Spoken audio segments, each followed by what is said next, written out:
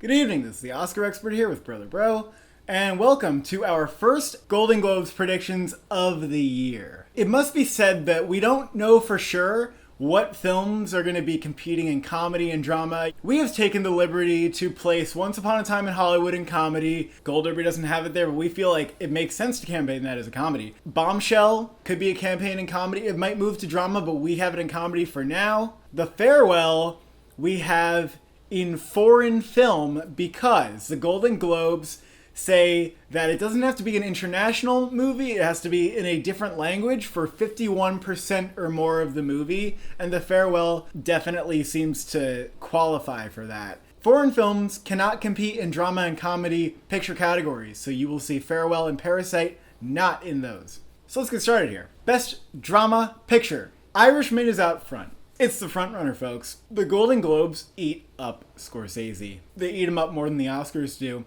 They gave him Best Director for Hugo. Didn't The Aviator win drama? The Golden Globes will go with more of like a spectacle movie. They went with The Revenant over Spotlight, notably. They did Avatar over Hurt Locker. It might also be the frontrunner for the Oscars, but I think that and Marriage Story that's the competition right now. 1917, number 3. Still yet to premiere, but a couple early reactions are indicating that it is everything it seems to be. It's a huge war movie, and that's Golden Globe stuff.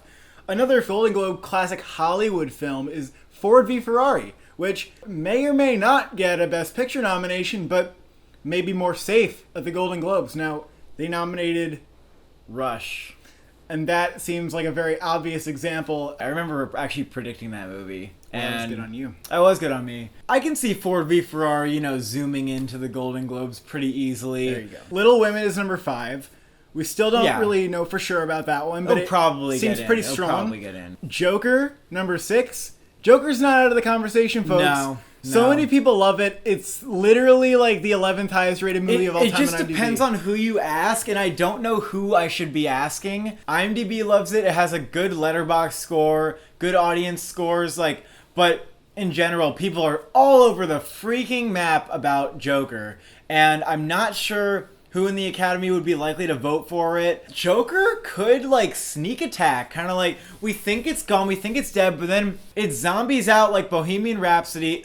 It, becomes a Best Picture. It would be really weird. It'd be really weird, folks. I don't really know how to see this. Beautiful Day in the Neighborhood, number 7. Also, a possibility to get in here. Sure, why not? But you could play around a little bit with this top 7, I would say. Queen and Slim, number 8. We don't know if this movie's going to catapult. I've heard great things, and I've heard that it has mixed reactions. So I literally have no idea what's going to happen. We're going to have to wait about a month to see at AFI Fest what the deal with this movie is. Are they confident about this for Oscars? It's kind of faded from the conversation. It'd be weird for this movie to come back up like that. They should have campaigned it at Toronto. Why didn't they do that? We're not so sure. Richard Jewell, the Clint Eastwood movie, could kind of bunny hop its way in there. I feel like that'll be annoyingly good. It's going to be better than expected, but still not get the Best Picture nomination. If it sneak attacks at the right time, it can just intersect with that awards voting. I don't know about detonate at the Golden Globes or somewhere else. Just Mercy. The general consensus is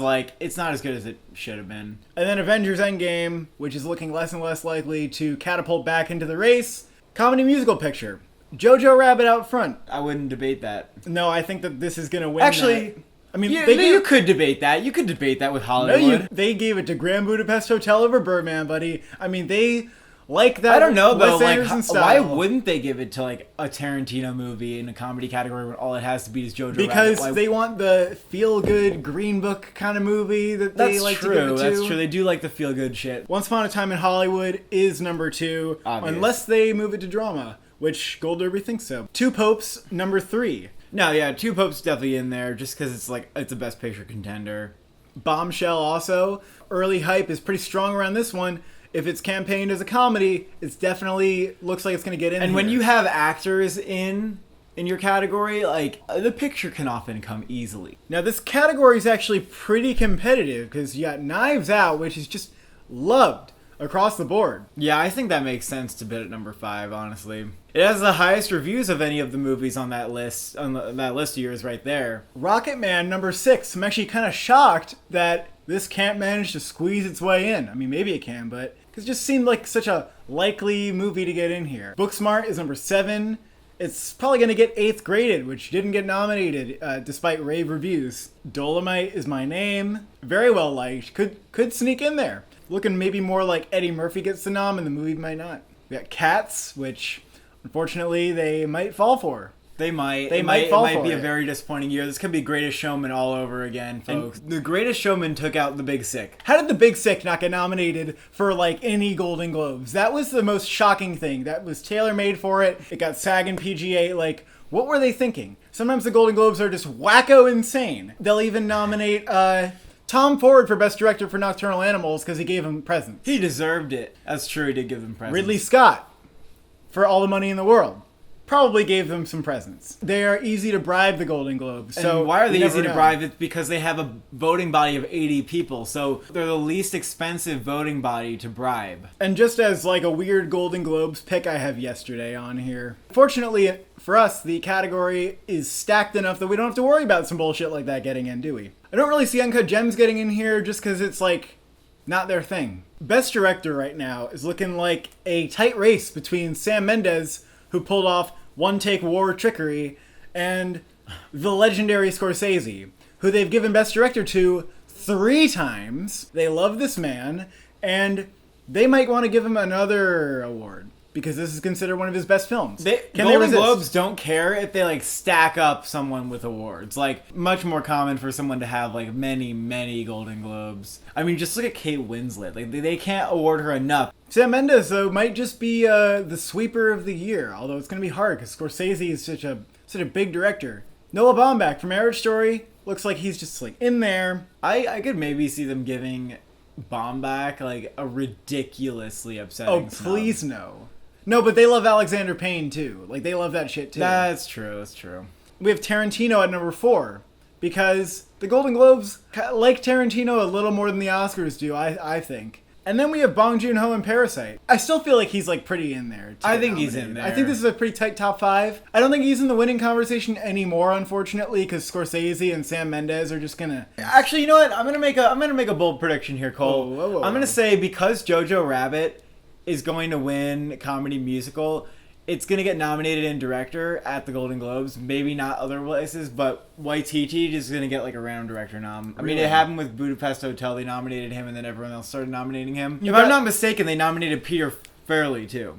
And they snubbed Yorgos for The Favorite. So they're fucking weird, okay? That's true. If JoJo's going to win comedy, is it going to get director? I think it might get director at the Golden Globes, Cole. I think like Golden Globes might be so fucking charmed by Jojo Rabbit they have to do a director. Well, I do have it at number 6, so I do kind of agree that he's somewhat more likely here than in other places. But I also I like need Bong Joon-ho to get nominated for Parasite, and I also think that will still happen. Like, yeah. Well, let's not forget that in 2007 they gave Best Director to Julian Schnabel for Diving Bell and the Butterfly. And that year, they also made a ridiculous snub. They did not nominate Paul Thomas Anderson for There Will Be Blood. That is a historical snub. They are weird. Really? Yeah, they didn't fucking nominate him, Justin. So someone could be getting royally snubbed here. Greta Gerwig for Little Women. James Mangold for V Ferrari. He's not really getting a lot of director hype, but if anyone nominates him, it's going to be the Golden Globes. Melina Matsoukas, Queen and Slim. Todd Phillips for Joker. That would be weird. And That'd then be weird. Clint Eastwood for Richard Jewell, which, maybe that's the bribery pick this year. I'm not sure. Sure, that could be the bribery pick. Yeah. Best Drama Lead Actor. Adam Driver, Marriage Story. I'm not saying that Joaquin Phoenix can't win, so hold your horses. But I still, think that Adam Driver has an edge here. If Joker gets nominated for Drama Picture, we can have another conversation about it. I don't know. I can't tell who has the edge, because I think they could also be splitting a lot of these awards. De Niro in The Irishman. He's in there, folks. He's in there. Christian Bale, Ford v Ferrari is number 4. He actually looks like he probably is going to be campaigned in lead. I hope we find out soon where his category placement is officially. At least at the Golden Globes, where you got some of the contenders in comedy, he's a pretty safe pick here. Antonio Banderas, Pain and Glory, looking like a safe number 5. Actually rounds out this category really well because the other contenders don't seem too strong. So if these top 5 get in, there will be no complaints, will there? Daniel Kaluuya, Queen and Slim, as an outside shot. Paul Walter Hauser for Richard Jewell. Could he possibly enter the Best Actor race to an extent? I mean, if Richard Jewell sneak attacks the Golden Globes and, like, that's its strategy is that it just, like, shows up at the Golden Globes out of nowhere, then, like, he might be in there. They just had a great screening and everybody just threw their hands in the air. And then Mark Ruffalo for Dark Waters. It's, like, really the only other person who's, like, we don't know about yet. Comedy musical actor. DiCaprio will win if he is placed in once again this category. Another reason I just think that Hollywood really should be in comedy is, like, DiCaprio's giving a comedy performance here. Yeah. Like, he's just funny in the movie. It's very similar, like, to Wolf of Wall Street in that way. Yeah. It should be in comedy. Jonathan Pryce in The Two Popes. Big shot at the Oscar nomination here. Easy nom if he's in comedy. Eddie Murphy in Dolomite Is My Name. Shoe in, folks. That's gonna happen. Shoe in. Taron Egerton in Rocketman. He should easily get nominated here. It would actually be unfortunate if he didn't. And then we have Adam Sandler in Uncut Gems, which, is that a comedy? Like, they're probably going to say it is just because Adam Sandler is a comedian, and, like, that's all they need, honestly. Yeah, that's a hard sell as a comedy, I feel like, but fine. This is such a tight top 5, I don't want to put anybody else here, but because of the possibility of one of these folks being switched to drama, who would randomly sneak in here? Couldn't think of anybody except for maybe Himesh Patel for Yesterday. But, like, no. Justin, if DiCaprio was considered a drama actor, They what do might we find do? someone else. They could find somebody else. And I ask who? Who? They'll do Jacob Tremblay from Good Boys. Oh my god. No, see, you can't even... If it ain't these 5, it's him. They nominated Quavagene Wallace in Annie. For all we fucking know, Cole, they're gonna nominate James Corden for Cats. That's not a lead performance. It doesn't really matter, does it? Drama actress. Renee Zellweger and Judy. Front runner. Scarlett Johansson in Marriage Story. Runner up. Cynthia Erivo for Harriet. Sort of the last one who seems like locked in for an Oscar, and then... I don't know if she's locked in, honestly, with No, Charlize Theron. yeah, entering but the she's race. close enough. She's in the top 6. But I think she's locked in here. Saoirse Ronan for Little Women. Alfre Woodard in Clemency, who I could see her getting snubbed just because that's kind of a smaller movie that's been getting very muted buzz. I'm a little worried about her, actually. Jodie Turner-Smith for Queen and Slim. And then Helen Mirren for The Good Liar, because they just might like Helen Mirren. Yeah, she gets a lot of weird stuff. And then Lupita Nyong'o and Us. Spitballing here. Spitballing. Yeah. Comedy musical actress. Charlize Theron. Bombshell. Winning if this movie is a comedy. And if she doesn't win, then you have to give it to Awkwafina, and it's like, Awkwafina's going to win the Golden Globe Yeah, for comedy I don't like it. actress I just for don't The like Farewell. I don't see the roads leading down to Awkwafina winning this Golden Globe. I just don't see that. Now, this is where it gets a little weaker, folks. 3 is Beanie Feldstein for Booksmart. Yeah. I don't know. mean, yeah. And then 4 is Emma Thompson for Late Night. I Sure. can certainly see that happening. Now, what do we do with number 5? Do we put Caitlin Denver in? Are we saying that Booksmart's getting 2 actress nominations? I don't know. I mean, I'm sure plenty of people think they both deserve it. I could see this slot also going to Cate Blanchett for Where'd You Go, Bernadette? That might be stronger. 'Cause That might be stronger. It's the Golden Globes. Jillian Bell seems like she could be a contender for Brittany Runs a Marathon since people thought she was like very, very good. I agree with you. Like, sometimes I'm like, oh, of course Jillian Bell. You know, when that movie won at Sundance, I was like, oh, And that she seems literally like... lost weight for it too. Did you know that? It's just that movie kind of came... It didn't really make a splash at the box office. You might say, oh, Greta Gerwig got nominated for Frances Ha, but that movie had a lot more buzz. She could also just show up there on It nomination. all depends if they're campaigning or not. It's not Yeah. whether they remember it.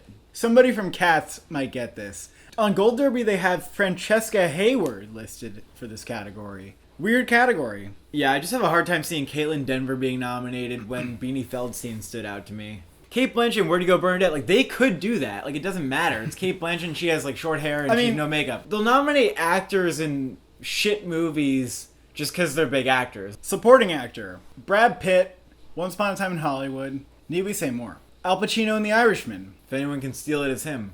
Tom Hanks, Beautiful Day in the Neighborhood. He's looking like a lock, folks. Joe Pesci in The Irishman.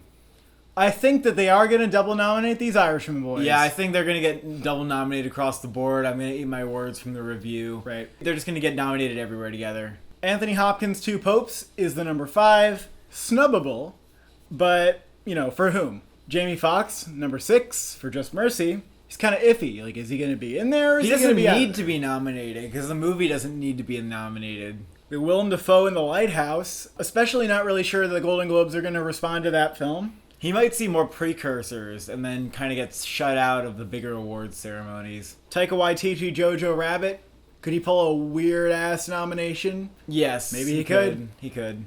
Sterling K. Brown and Waves. That movie's not really taken off, and Sterling K. Brown drowning in the competition. And he just like would. I mean, you didn't even put Waves in for your drama category, Cole. So like, there's no way like they would get an actor in. Supporting actress. Laura Dern we have at number 1, but number 2, right sneaking up behind her, is Margot Robbie in Bombshell, who we recently learned is a giant contender here. Margot Robbie might be number 1, but I have her at 2 just for tentative reasons, because we need more reactions, more reviews before we can truly say if she's the front runner. But, you know, Laura Dern, watch out. Jennifer Lopez in Hustlers.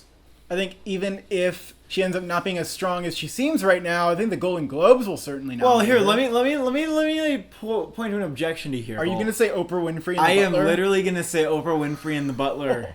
How did you know that? I knew. I thought of it. Yeah, I you knew. Oprah Winfrey, because she's a celebrity and because she's good in The Butler, was expected to get nominated and like was leading the polls at this time of the year. First, she gets snubbed at Golden Globes, which is the last place you'd think Oprah Winfrey would be snubbed because they have this celebrity bias, which we don't really think is true. This could happen to Jennifer Lopez, where people like her in the movie, but they don't decide in the end that this is the performance we're going to give her awards for. I'm still pretty confident in her, though, because I think that she just has the hype. But can she sustain the hype? I'm not really sure. Did everyone just kind of like launch her up there and then she's just going to fall on her face? Yes, or like she got catapulted, but they didn't have time to get the trampoline out of the bottom, so she just, she goes kerplutz. Not so sure about that, but we got Annette Bening at number 4 for The Report. If that's like gonna happen, sure. And then number 5, Zhao Shuzhen for The Farewell. Unfortunately, we hope to God. Unfortunately, I can see her getting snubbed here. I really would like her to get nominated. I think she'll get nominated here. We got Thomas and Mackenzie and Jojo Rabbit. People say that she is great in the movie. I think that her younger age might work against her just a little bit. Unfortunately, that can happen. But she might end up becoming a lock just as well. Nicole Kidman in Bombshell. Are they going to double nominate Kidman and Robbie? We will have to wait and see. Florence Pugh, Little Women. We'll see if she's waiting for the reviews. And then Margot Robbie, push down for Once Upon a Time in Hollywood, because all her hype has been swapped out for Bombshell. And this is actually a good thing. We all wanted to see more of her, and she gives us more, but not in that movie. She gives it just in Bombshell. Best Screenplay. This category is always interesting at the Golden Globes because they don't divide it into original and adapted, so they kind of smush it all together. Out front, Marriage Story. Hope to God that this wins. It's got the best screenplay of the year. And it would be nice if they award it at least with screenplay if they're not going to give it drama. Irishman number 2. Yeah, and then Jojo Rabbit number 3. That makes sense. Yeah, these are the front runners of the adapted screenplay category. And then Once Upon a Time in Hollywood at number 4. I feel like these 4 are really strong. Everything else is just fighting, biting, and scratching, and kicking for that number 5 slot. What on earth could it be? The odds that I get it right are low. I'm kind of going out on a limb, saying Knives Out might get that last screenplay nomination. Maybe it's just like that very screenplay-y screenplay movie that they're looking for. And the Golden Globes deviate from the Academy Awards, and like they'll nominate something with their 5 little slots that won't even get into the Oscars. Look at Steve Jobs, The Hateful Eight. These are like screenplay movies. They nominated Molly's Game, did they not? They like the showy writing. And I think Knives Out has showy writing. But I can't say that 6 and 7 aren't also giant screenplay movies. Parasite. Are they going to leave out Parasite? The social commentary dark comedy. Of the year. I mean, dark comedy is great for screenplays. Can't really say why I don't have it at number 5, but here we are. And The Two Popes, I think, is the same tier. Because The Two Popes has been hyped up to be like the best screenplay of the year in a lot of people's minds. A Beautiful Day in the Neighborhood would have to get in for drama for me to see it there. And same with Little Women. Yeah, Little Women's probably the next one down. I think The Farewell might actually be the next one because that is a screenplay movie. They ain't gonna like The Farewell. I know, but it's higher than these other ones that you have here. To be quite honest with you, if The Farewell was in comedy, I would be snubbing it. I am losing confidence in The Farewell overall, and I think the Golden Globes in particular might not be kind to it. I think they have to I think nominate you're flipping Awkwafina. a little too fast on it. Little engine down that here. maybe can't. Best score. 1917 out front. Helped Thomas Newman carry some hype over so he can finally get his Oscar. We have Joker at number 2. Marriage Story. Of course we're going to nominate Randy Newman's wonderful score in Marriage Story. Ford v Ferrari. Marco Beltrami. Surprise nominated last year with A Quiet Place. Golden Globes seem like the place to like Ford v Ferrari quite a bit. And Little Women. Because Alexander Desplat is scoring a period drama. Of course he's going to get nominated. You know who I think you don't have in here that you should have somewhere? Daniel Pemberton for Motherless Brooklyn. Because they nominated Steve Jobs out of nowhere. They nominate movies out of nowhere, like All Is Lost. I think they really look at the score in a movie. And that's something the Academy Award just doesn't do. I agree, the Golden Globes are a little interesting in score. Like, All Is Lost, freaking one score. They nominated Cloud Atlas, that kind of stuff. For that kind of slot, though, I picked Us. I think that could get a surprise nomination here. I have it at number 6. That could be like that movie that gets that Golden Globe score nomination that doesn't get Perhaps, yeah. Motherless Brooklyn, I just think, like what is that? Like, what is Nominate him for comedy actor because he's going... Ad Astra, Max Richter. Aeronauts, Stephen Price. Don't underestimate this one, because Aeronauts maybe has a little bit of that those technical chops. Star Wars, John Williams. They didn't nominate The Last Jedi like the Oscars did. So, No one did. And then Queen and Slim, animated feature. Obvious, Toy Story 4 is winning. Obvious, Frozen 2 is getting nominated. How to Train Your Dragon: The Hidden World? Sure, it's number 3. Abominable. Why not? People like that movie. It was a family-friendly, nice movie. You go there, you have fun, you leave the theater smiling. Shaun the Sheep, Farmageddon, number 5. Can it live up to Shaun the Sheep? Who knows? Do we have any Mirais this year, Cole? There's Movies? Weathering with You, but like we said in the previous video, it's a little more anime, for the anime fans, not like Ghibli. Missing Link, number 6. Huge box office bomb. I wonder if that will affect it from getting nominations, or maybe not, because they just appreciate the stop motion. And then the Golden Globes sometimes nominate bad animated movies. So Spies in Disguise might be bad, might get nominated anyway. Addams Family got pretty shit reviews, could get nominated anyway. Hell, they nominated Hotel Transylvania. And then the foreign category, which, I don't know all the movies that are being campaigned here, but I got a decent top 5 here. We got Parasite out front, looking to win. Portrait of a Lady on Fire, not competing at the Oscars, unfortunately, but the Golden Globes will redeem. They will redeem. Farewell at number 3. You might see Farewell in the foreign film category here. Pain and Glory, also a lock.